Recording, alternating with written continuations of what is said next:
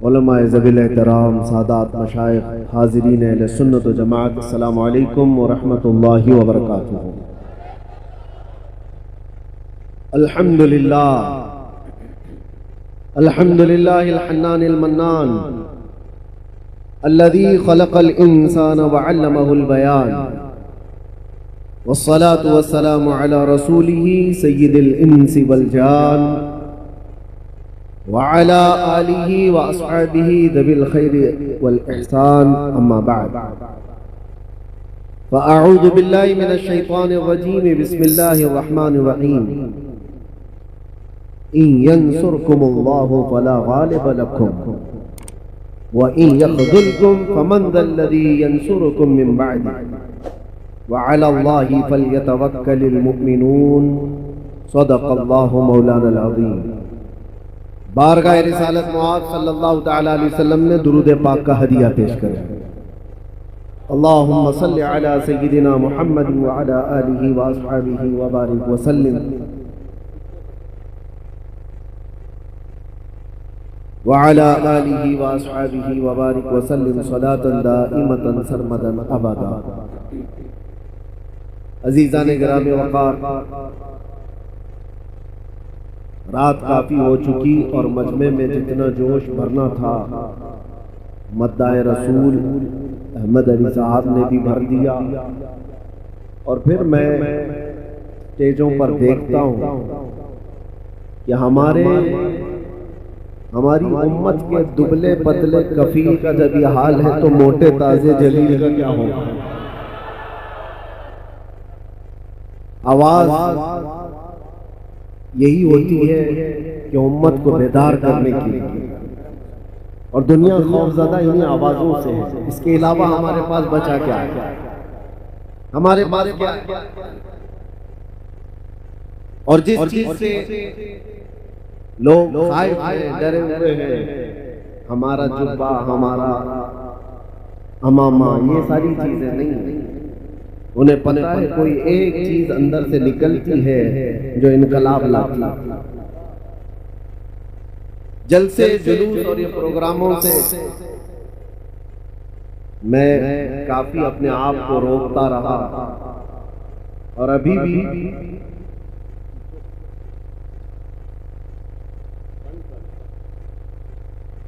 इसलिए कि निजाम पूरा हमने जो देखा है, हमारे दरमियान बदनज़मी ज्यादा हो जाती है।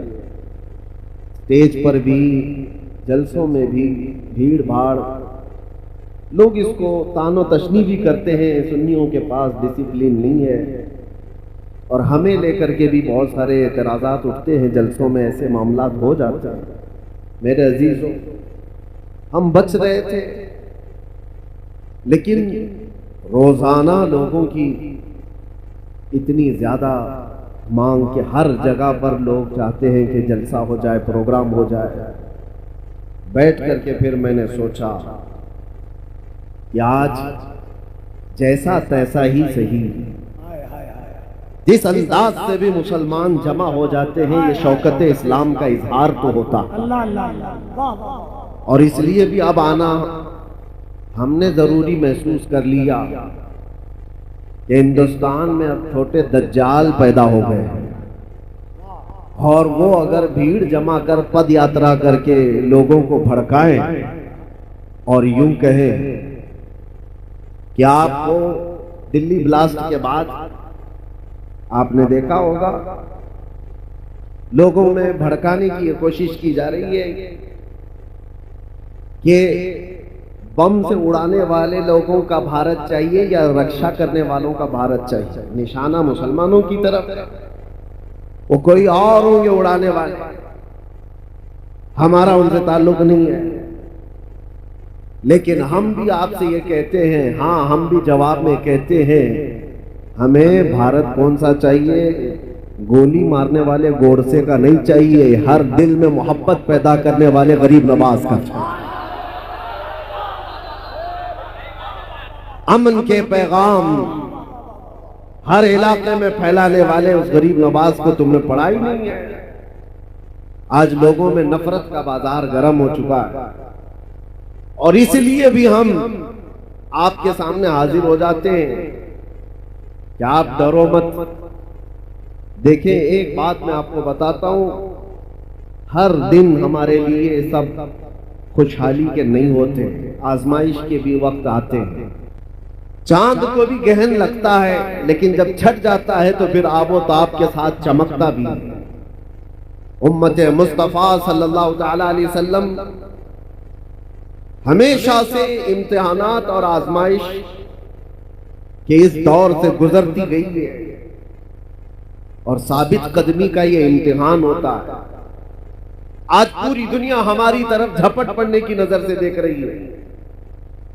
अभी जैसे कबीर साहब कह रहे थे, ना मैं इस्लाम छोड़ूंगा ना हिंदुस्तान छोड़ूंगा। किसी के बाप का है हिंदुस्तान, कोई निकाले कोई बिठाए, लेकिन लोगों में एक डर फैलाने की कोशिश की जाती है, भय फैलाया जाए, और मुसलमान डरा सहमा जी हुजूरी करने पर आ जाए।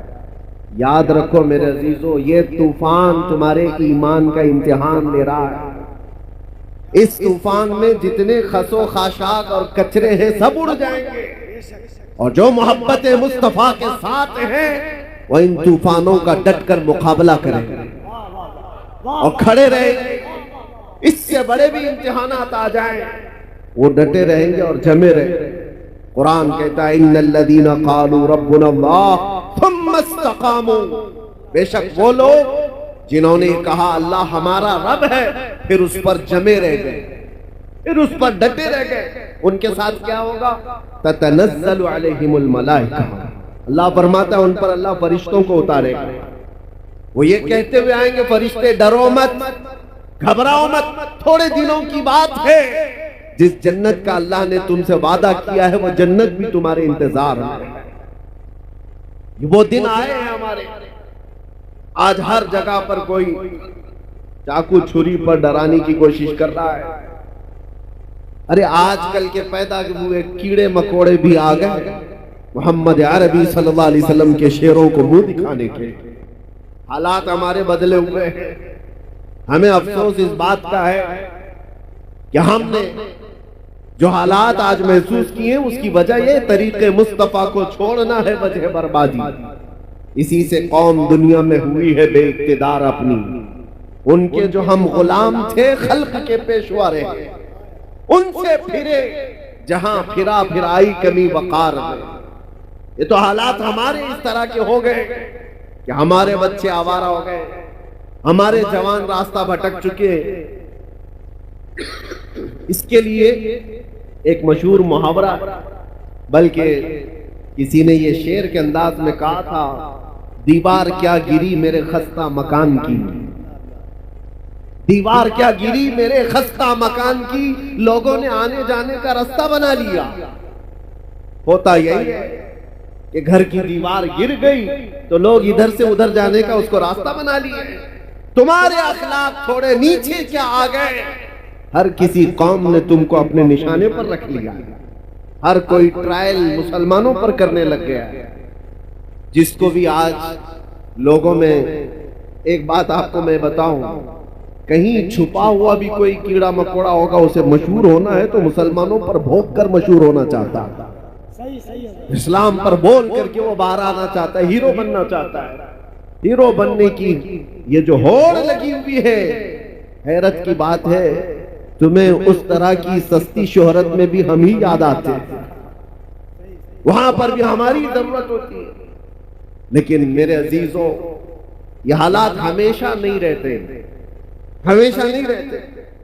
मुसीबतों के वक्त सैयदना बिलाल हबशी रज़ी अल्लाह ताला, हजरत खब्बाब इब्न अल-अरत, ये वो सहाबा हैं जिन्होंने हजरत खब्बाब को जान जिनकी जा चुकी है, हजरत खुबैब इब्न अदी जिनको कुफार और मुशरिकीन ने खत्म कर दिया है।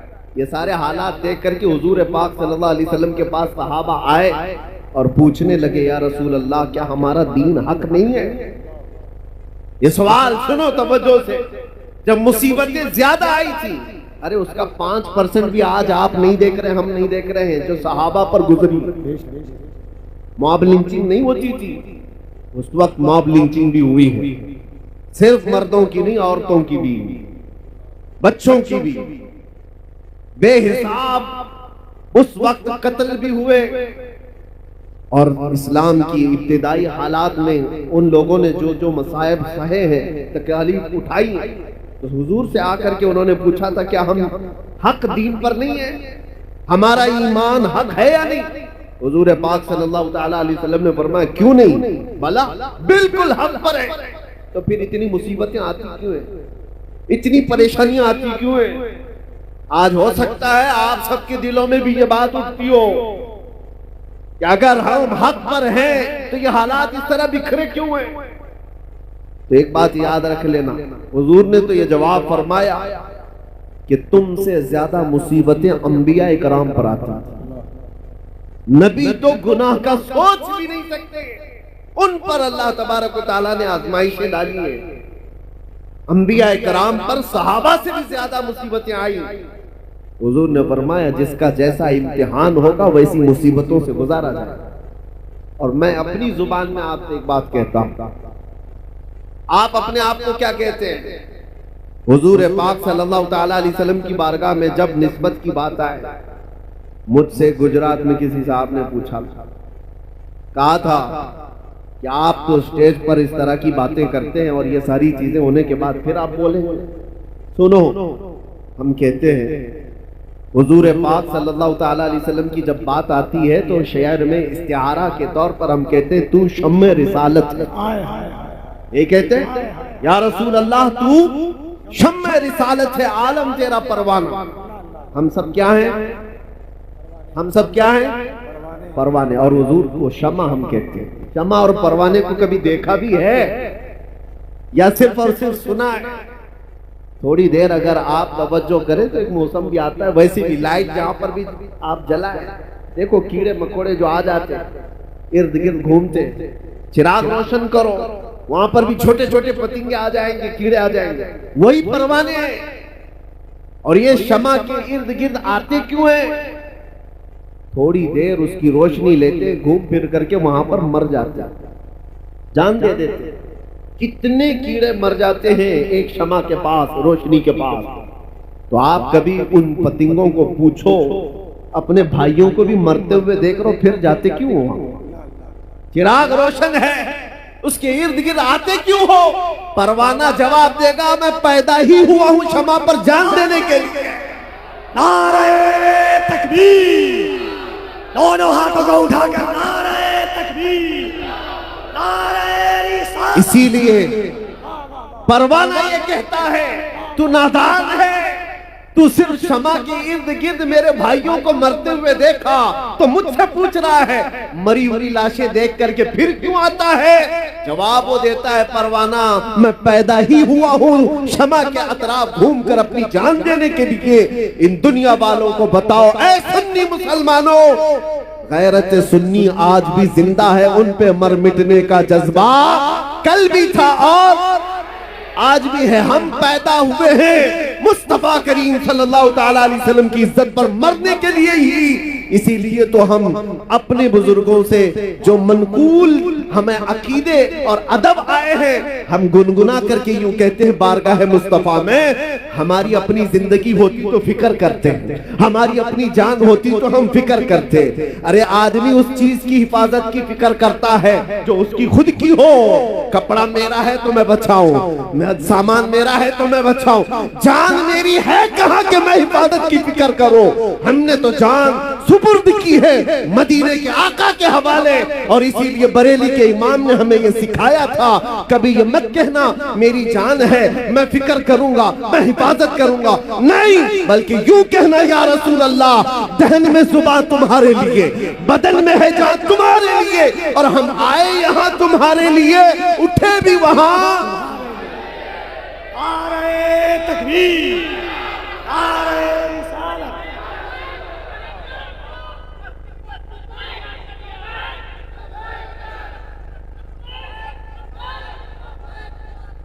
आप तवज्जो करें, हम आए यहां तुम्हारे लिए और उठे भी वहां। अरे वो परवाह करे जिसे मरने का डर हो। और दूसरी बात ये भी मैं बताऊं, आपको डर किस चीज का बिठाया जा रहा है? किस चीज से खौफजदा हो, भागते किस चीज से हो? सबसे लास्ट इस दुनिया में कुछ होने वाला है तो मौत है। सबसे आखिरी चीज क्या होने वाली है? उसके बाद क्या है? सजाएं जितनी भी है, सबसे हाईएस्ट सजा मौत है। और मौत उसके लिए डरावना सपना है जिसको जलना है, जलना है, जलना है। और मोमिन के लिए डरावना सपना नहीं है, ये तोहफा है। इधर आंख बंद हुई, उधर दीदारे मुस्तफा हुआ। उसके लिए डरावना सपना नहीं है। और सच्चा मोमिन तो इंतजार में गुजारता है, न जाने वो शब कब आएगी जब मैं इस दुनिया को छोड़कर अपने महबूब के पास जाऊंगा। मेरे अजीजों, हम वो लोग नहीं है। इसीलिए इकबाल ने कहा था, अंग्रेजों ने परख करके देखा था तुम्हारी तबीयत को, और उसके बाद ये जुमला कहा था, ये फाका कश मौत से डरता नहीं जरा, ये फाका कश मौत से डरता नहीं जरा। हकीकत है ये। अंग्रेजों ने जो कहा था, ये भूखे रहते, प्यासे रहते। फाका कश किसको कहते हैं? महीनों से इनके घर में रोटी नहीं आती, कपड़े के मोहताज है, घर की छत नहीं है, लेकिन मौत से डरता नहीं है। कौन सी चीज है जो इसे निडर बनाकर रखी हुई? कौन सी चीज है जो इसे बेखौफ बनाकर रखी है? अंग्रेज कहता है, रूह मोहम्मदी इसके बदन से निकाल कर। रूह मोहम्मदी, सारी दुनिया इसी के चक्कर में है कि वो रूह मोहम्मदी जो इनके पास है उसे निकाल कर।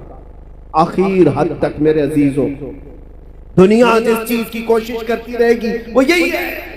आपको क्या लगता है वो तुम्हारे रोटी, कपड़ा, लत्ता, जगह, मकान इसके दुश्मन है? नहीं। आला हजरत फरमाते हैं कि तुम्हारी जो दुश्मनी है, तुम्हारे सिलसिले में शैतान जिस चीज से परेशान है वो क्या है? आंख से काजल साफ चुरा ले, या वो चोर बला के तेरी गठरी ताकी है और तूने नींद निकाली है। तुम्हारी गठरी ही देखी गई है।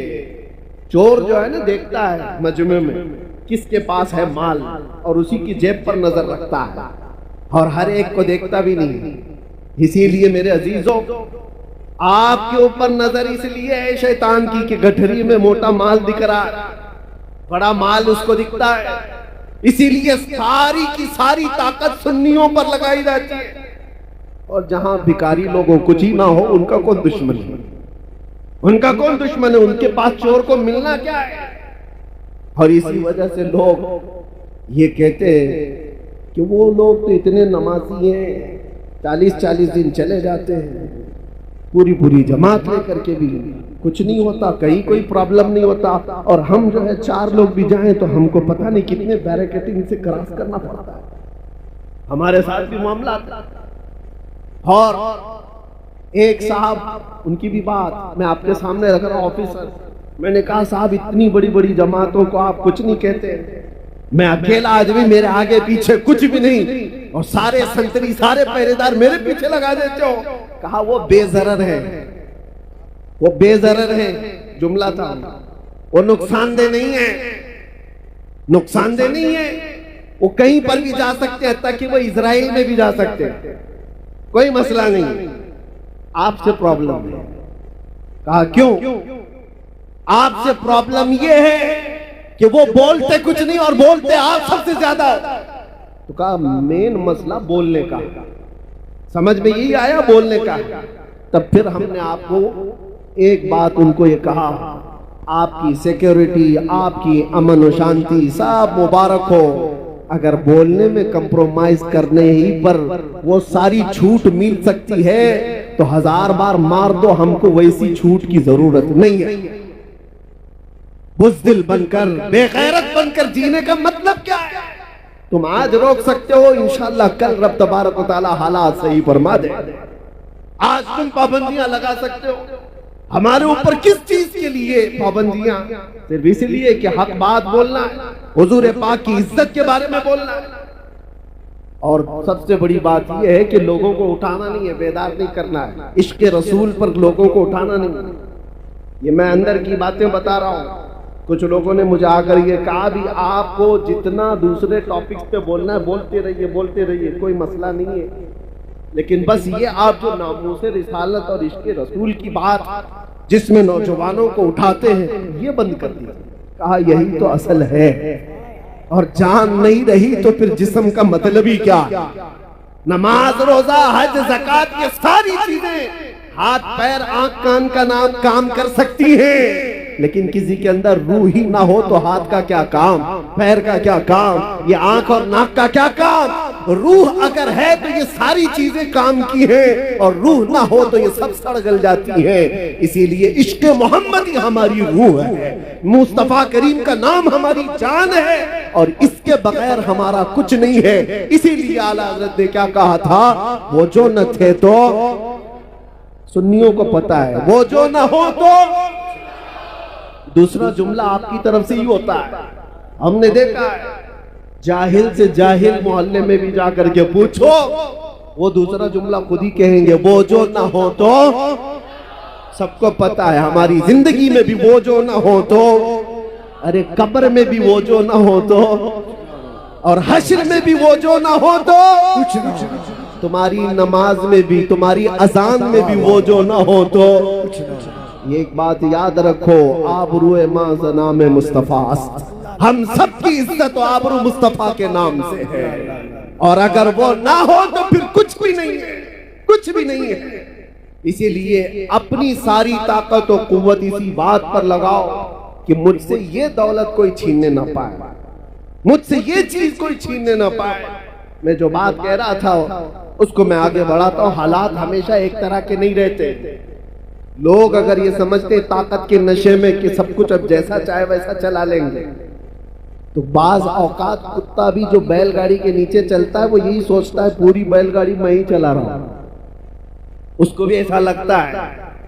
और लोग डर जाते हैं, स्टेज वाले भी, मैं जैसे ही कुत्ता कहता हूं। आपको डरने की जरूरत नहीं, खौफजदा होने की जरूरत नहीं। मेरे अजीजों, हमने ये उसका इजहार भी कर दिया, जिनको तकलीफ थी हमने उसके जवाब में कह दिया, आपको तकलीफ होती है किसी को भी कुत्ता कहने से, लेकिन मुझे नहीं होती। आप मुझे 1000 बार कुत्ता कहो, लेकिन इसका उसका नहीं, दरबारे रिसालत का। हम खुश होंगे, हमारी पहचान ही वो है। सगे तैबा सब कह कह के पुकारे बेदम, यही रखी हो मेरी पहचान मदीने वाले। हमें सब इस बात से डर नहीं है। आज से मैं कहता हूं कि हालात हमेशा के नहीं रहते। सहाबा इकराम रिज़वानुल्लाह ताला अलैहि मजमाइन ने बदर के हालात देखे, उहद के हालात देखे, खैबर के हालात, खंदक के हालात देखे, और हुदैबिया में सुलह के हालात भी देखे। ऐसा वक्त भी आया था कि मक्का के कुफ्फार और मुशरिकीन ने जोर जबरदस्ती कर डाला था, सारी अपनी पसंद की सुलहनामे में शर्तें लगा रखी थी कि मदीने से कोई भाग करके आएगा तो हम वापस नहीं करेंगे, मक्का से कोई भाग कर जाएगा तो आपको वापस करना पड़ेगा। सब सहाबा ने देखा था ये दबी हुई सुलह है, ये झुक करके मानने वाली बात है। ये वक्त हमेशा नहीं रहता। सहाबा ने उस वक्त, जानते हो, बेचैनी और बेकरारी में कहां तक पूछा था। सैयदना उमर इब्न खत्ताब, या आज के हालात पर मैं बात कर रहा, हो सकता है कोई भी इसमें इस तरह के ख्यालात लेकर के बैठा हो कि हम हक पर हैं, तो ऐसे हालात क्यों बने हुए। हजरत उमर ये चाहते थे कि जंग हो जाए, हम मक्का वालों से जंग करके उमरा कर लेंगे, हम 1400 की तादाद में। हुजूर मना कर रहे थे कि नहीं, जंग की जरूरत नहीं, हाजत नहीं, मैं जो देख रहा हूं वो तुम नहीं देख रहे। हजरत उमर जा करके सहाबा को पकड़ पकड़ कर कह रहे थे, क्या जंग की तैयारी नहीं कर सकते। यहां तक कि हजरत अबू बकर सिद्दीक के पास आकर के उन्होंने कहा, हजरत उमर ने, कि अबू बकर चलो रसूलुल्लाह से बात तो करते कि जंग करेंगे हम, हमें ये सुलह करने की जरूरत क्या है। हजरत अबू बकर सिद्दीक ने उनको कंधा हिला करके क्या कहा था जानते हो? कहा, इल्ज़म गर्ज़क या उमर, ऐ उमर अपनी गैरत में रह करके बात करो, इसलिए कि तुम किसके बारे में कह रहे हो? रसूलुल्लाह। वो जो देखते हैं वो वही खुदा के जरिए से देखते हैं। अल्लाह तबारक व तआला ने उनको वो इल्म दिया है। तो हजरत उमर खामोश हो गए। उसके बाद हुआ क्या जानते हैं? साल नहीं गुजरा था, साल नहीं गुजरा था कि 10,000 सहाबा की तादाद के साथ मेरे आका मक्का में फातिह की शान से दाखिल हुए थे। मक्का में जब तशरीफ लाए थे, कत्ल गारत करते हुए नहीं आए थे। ताकत का नशा जिसको आज चढ़ता है ना, वो लोग क्या कहते हैं कि आज हमारा पावर है, जो कुछ चाहे जिसको चाहे जैसे चाहे मार दे, खत्म करे। रसूलुल्लाह सल्लल्लाहु ताला अलैहि वसल्लम का मिजाज तो देखो। तकरीबन जिनको सहाबा को 20 साल तक जिन्होंने तकलीफें दी है, वो मक्का में दुश्मन मौजूद थे, पकड़ के उनको मार सकते थे। हुजूर पाक जब मक्का में तशरीफ लाए, सहाबा सब साथ में ऐलान हो रहा था। सहाबा कह रहे थे अल यौम यौमुल मलहमा, आज तो गोश्त के छितड़े उड़ाने का दिन है, दुश्मनों को पकड़ के मारेंगे। नबी आखिर ज़मान सल्लल्लाहु ताला अलैहि वसल्लम ने क्या फरमाया? नहीं, अल यौम यौमुर रहमा, आज का दिन रहम करने वाला दिन, माफ किए जाएंगे सब। मक्का के उन पुराने दुश्मनों को रसूलुल्लाह सल्लल्लाहु अलैहि वसल्लम ने माफ कर दिया। ताकत जब किसी के पास आए तो रसूलुल्लाह को देखे। मेरे आका सल्लल्लाहु अलैहि वसल्लम का मिजाज क्या है? कमजोरों को या मगलूब लोगों को पकड़ करके मारा नहीं है, उन्हें माफ किया है। नबी पाक सल्लल्लाहु ताला अलैहि वसल्लम ने उन्हें आजाद किया। ये भी नहीं कि जो कहते हैं कि तलवार की नोक पर इस्लाम फैलाया जा रहा, तलवार की नोक पर फैलाया जाता तो मेरे अजीजों कुछ भी बाकी नहीं रहता। तलवारें बहुत सालों तक लोगों के पास रही, इस्लाम तलवार की नोक पर नहीं फैलाया गया। जिसको ऐसा लगता हो, जिसके पास ऐसी तारीख आई हो, वो झूठी तारीख हो सकती है। सच्चाई ये है कि अल्लाह के हबीब सल्लल्लाहु ताला अलैहि वसल्लम के उन अजीम अखलाक को देखकर सहाबा दामन इस्लाम से वाबस्ता हुए थे और दुनिया एक बड़ी जमात के साथ इस्लाम को अपना रही थी और आज भी अपनाती है। आज बताओ, जो नए यूरोप अमेरिका में दाखिल इस्लाम हो रहे हैं, उनको कौन तलवार की नोक पर बुलाता है? उनको कौन गर्दन पर तलवार रखता है? पढ़ो, इस्लाम की सच्चाइयों को तो समझ में आएगा। लेकिन मेरे अजीजों, आपसे ये बात अर्ज करना है मुझे कि हालात हमेशा एक तरह के नहीं होते। आज तुम्हारा इम्तिहान है, आज तुम्हारी आजमाइश का वक्त है और इसी आजमाइश और इसी इम्तिहान के वक्त के लिए ही मैंने कहा था कुछ देर की खामोशी है। इसी के लिए तो कहा था। बाकी का जुमला आप करें, बाकी सबको पता है। हम तो अंदर भी गए थे, तब भी हमारा इस्तेकबाल कैदियों ने यही बोल करके कहा था। हमें पता भी नहीं था, अंदर बेरक में बैठे सारे लोग अंदर से पुकार रहे थे, मौलाना साहब आ गए, कुछ देर की खामोशी है। मेरे अजीजों, इस बात को मैंने इसलिए कहा था कि हालात अगर बुरे हो तो कुछ देर की बात है। रात हमेशा नहीं रहती, सुबह हो ही जाती। ऐसा नहीं है कि अंधेरा ही अंधेरा रहेगा। सुबह को तुलू होना है और सूरज को निकलना है। आपका इम्तिहान है और आपकी आजमाइश है।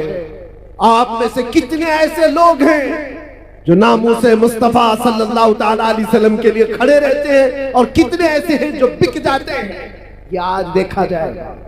हमने देखा है बहुत सारे लोगों को, वो आते भी हैं जाते भी, हमारे आसपास भी।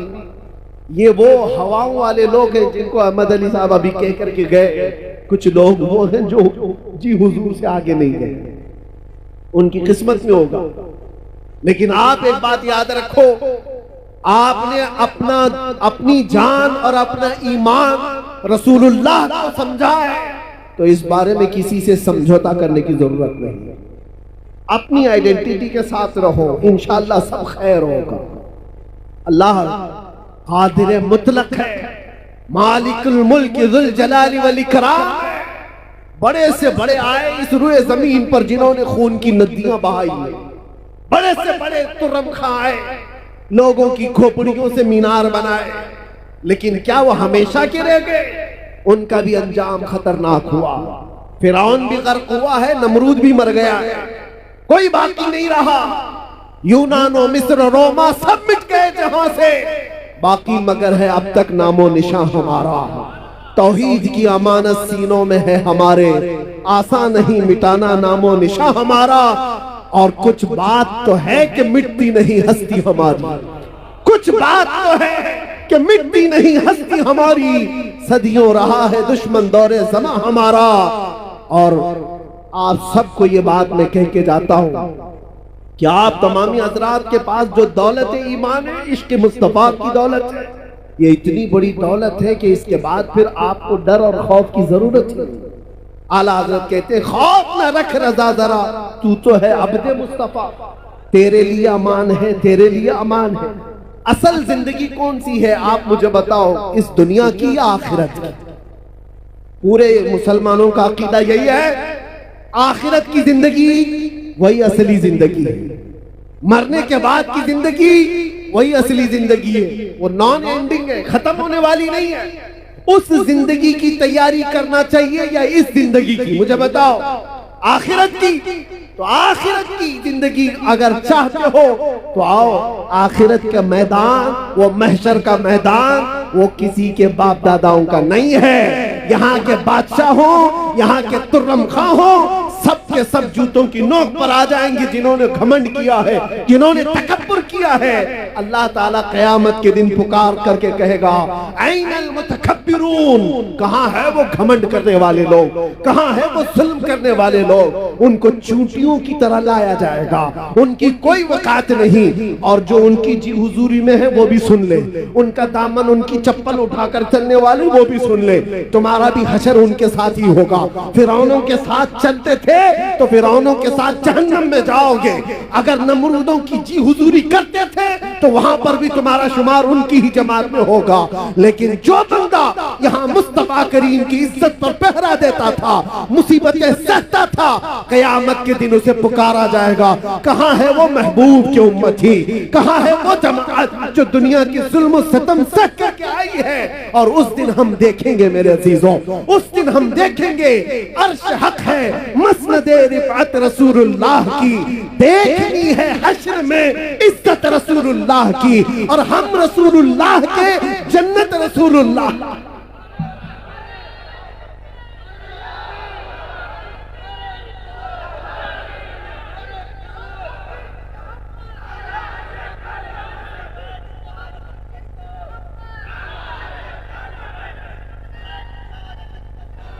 मैं ये नहीं कहता कि यहाँ कुछ भी नहीं होगा। अल्लाह तबारक व तआला अगर यहाँ मदद फरमाए तो फिर तुम पर कोई गालिब भी नहीं आए।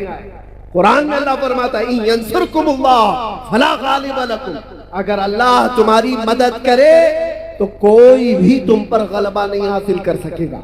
वही यख़ज़ुलकुम फमन ज़ल्लज़ी यंसुरकुम मिन बादी, और अगर अल्लाह तबारक व तआला तुम्हें छोड़ दे तो फिर उसके बाद कोई और मदद भी नहीं कर सकेगा। यहाँ की बात भी है, मायूस न हो, घबराओ मत। अल्लाह ताला ने जो वादा फरमाया वो बरहक है। अगर तुम आखिरत के लिए जीते हो तो फिर तुम्हारी जिंदगी कामयाब है। डरो मत, थोड़ी मुसीबतें सह करके यहाँ से निकलना ही। आज या कल हम रखते सफर बांध लेंगे। कुछ वो लोग हैं जो पिछले साल तुम्हारे साथ थे, वो आज जा चुके।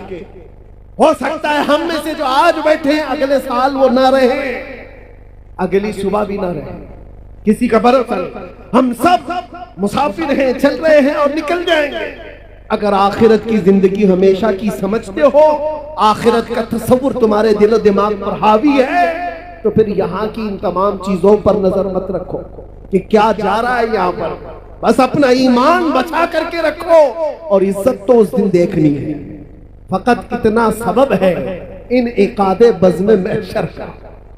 और आपको मैं बताऊं, एक सहाबी है हजरत अनस रज़ियल्लाहु ताला, सबके लिए है यह हदीस। वो कहते हैं एक ऐसी हदीस है जिसको सुनने के बाद मुझे जिंदगी में सबसे ज्यादा खुशी हासिल हुई। हजरत अनस कहते हैं, कौन सी है? हुजूर पाक सल्लल्लाहु ताला अलैहि वसल्लम से हजरत अनस ने पूछा, या रसूल अल्लाह सल्लल्लाहु ताला अलैहि वसल्लम, क़यामत का हाल क्या होगा? हुजूर ने फरमाया, अल मरउ मअ मन अहब। हुजूर फरमाते हैं, ऐ अनस, दुनिया में जो जिसके साथ मोहब्बत करता था, क़यामत के दिन भी वो उसी के साथ उठाया जाएगा। ऐ लोगों, किसी लैला के मजनू बनने की जरूरत नहीं। हाँ, ये झूठे आशिक हैं, ये झूठे आशिक हैं। जो हमारे पास कितने किस्से हैं ऐसे। ये नौजवान ये समझते हैं इश्क मोहब्बत वगैरह ये सारी चीजें लड़के लड़की की हैं, बस काफी हैं, इसी में अपनी जिंदगी गुजार देंगे।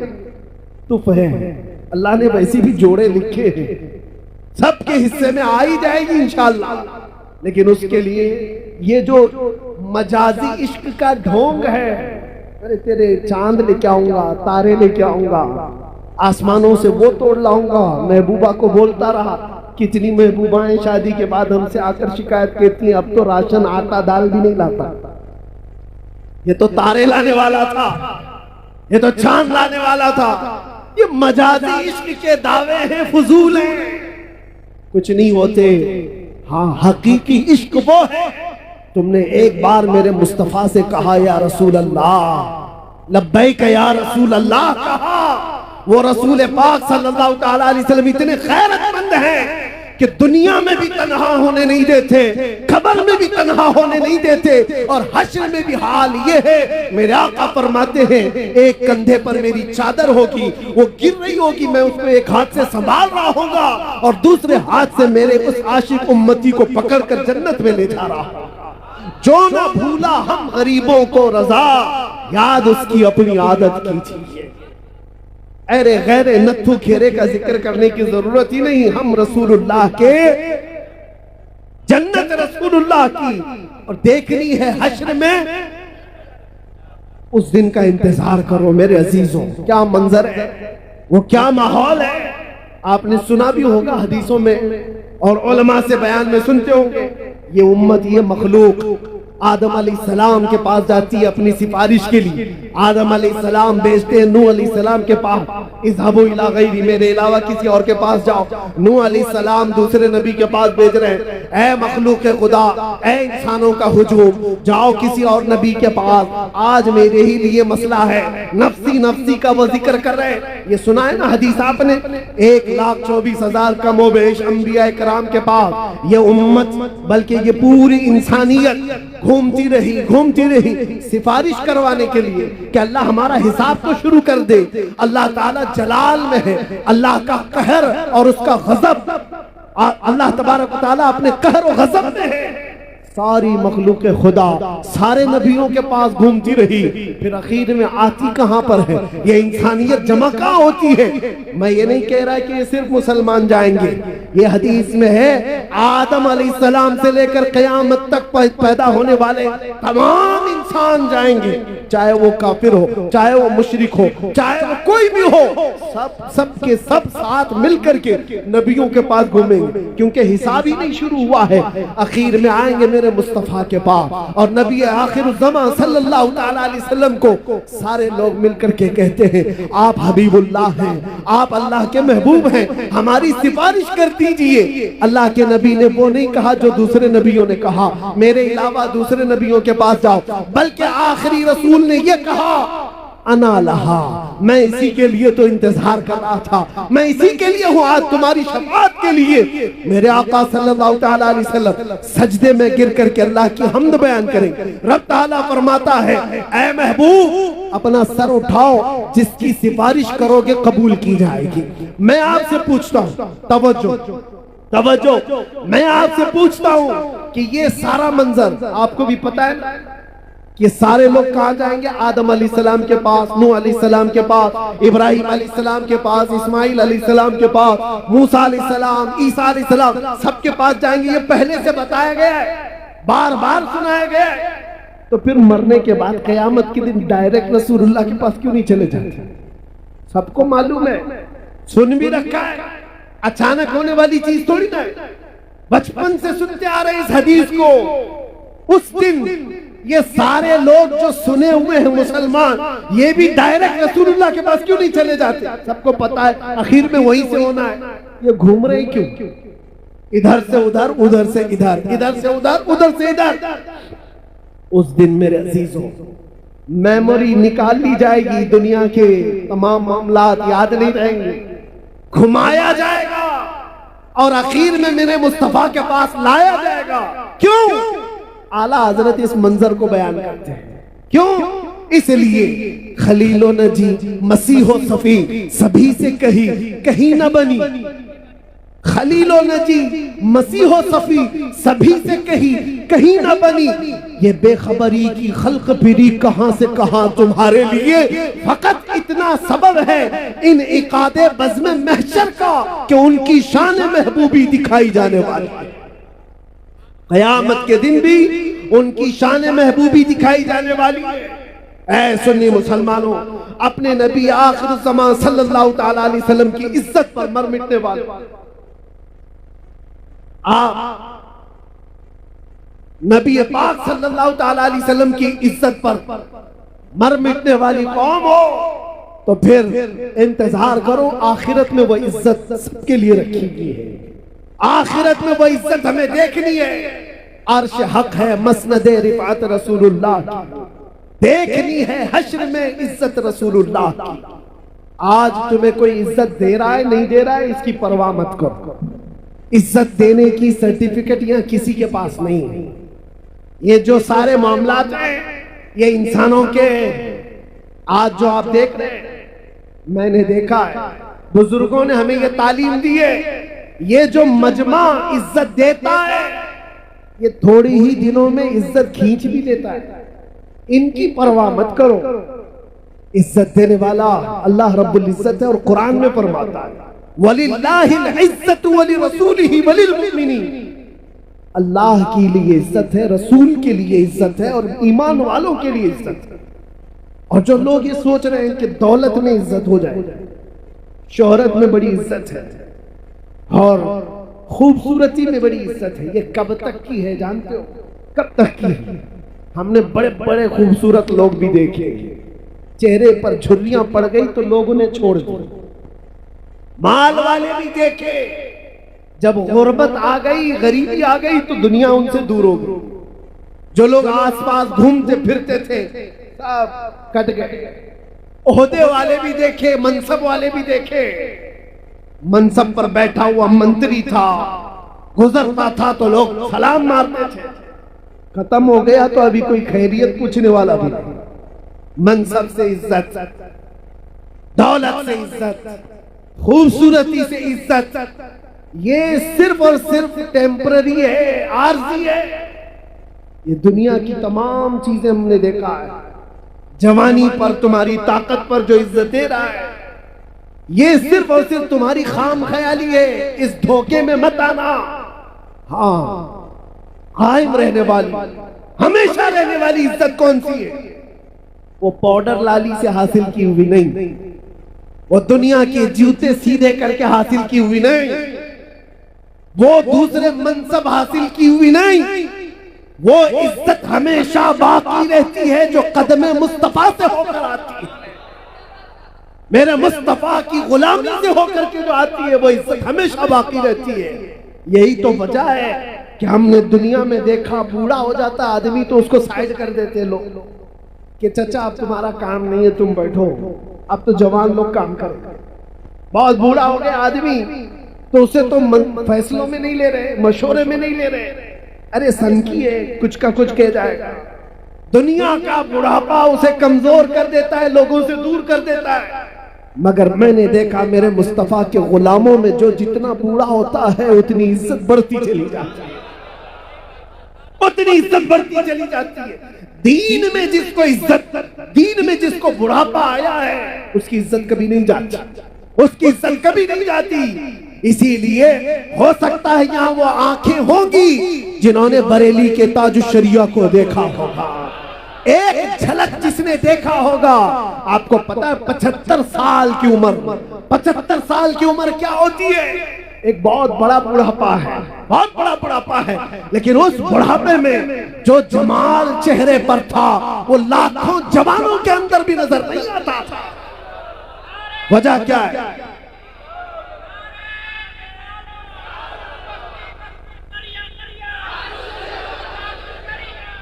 आज भी मेरे अजीजों वो बुढ़ापे हमने देखे हैं, दूसरे बुढ़ापे और हैं जहां लोग भूल जाया करते हैं। लोग उनको सनकी बाबा कह करके हटा देते हैं, लोग उनको मजलिसों में बैठाते नहीं। लेकिन एक बुढ़ापा वो है जो दीन पर आया है, मेरे मुस्तफा के नाम पर आया है। वो जितना बढ़ता जाता है इज्जत बढ़ती चली जाती है। हमने ऐसे कितने उलमा मशाइख को देखा, आज भी बड़े मशाइख मौजूद हैं। मुहद्दिस कबीर की जिंदगी को देखो, 90 साल से तजावुज कर गई है उम्र, लेकिन कोई कहता है मेरे अजीजों आज भी एक झलक देखने को लोग बेताब रहते हैं, बेकरार रहते हैं। हजारों उलमा जिनके सामने अपने सर खम कर देते हैं। वजह क्या है? ये बुढ़ापा दुनिया की चापलूसी में मिला हुआ नहीं है, ये हदीस रसूल की निस्बत से मिला हुआ है।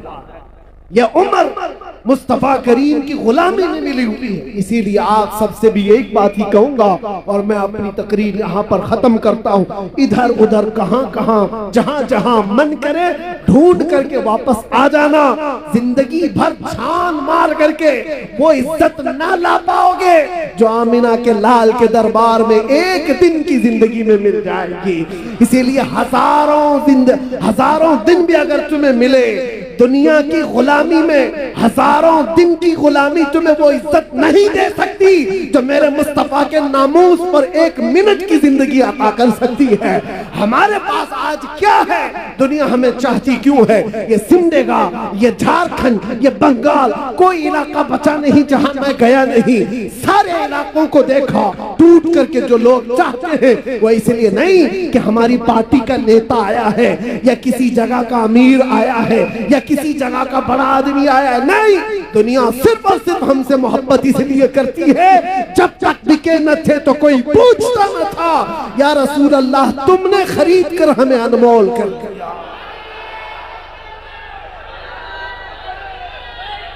या रसूल अल्लाह तुमने खरीद कर हमें अनमोल कर दिया।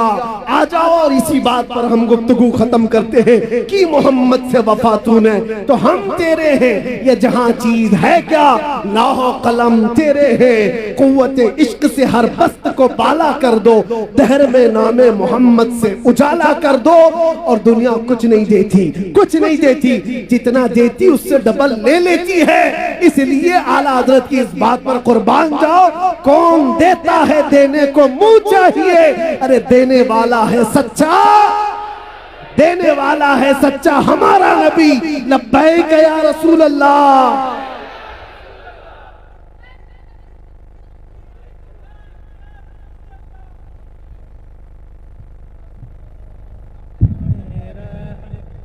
पे लाखों सलाम, शम्अ बज़ में हिदायत पे लाखों सलाम, शम्अ बज़ में हिदायत पे लाखों सलाम।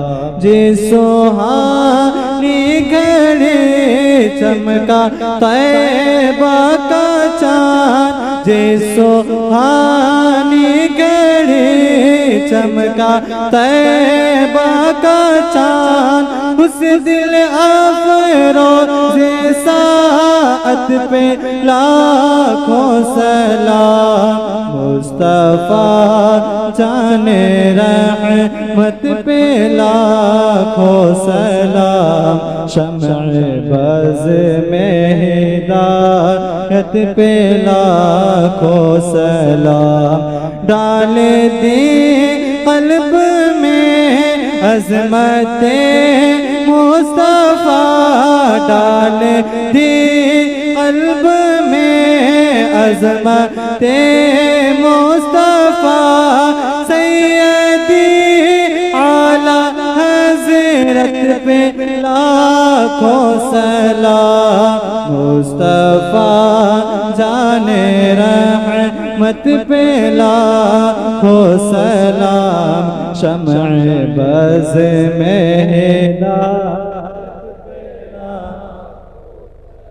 मुझसे खिदमत के खुद से कहे हाँ रज़ा, मुझसे खिदमत के खुद से कहे हाँ रज़ा। वो रज़ा अहले सुन्नत पे लाखों सलाम। मुस्तफ़ा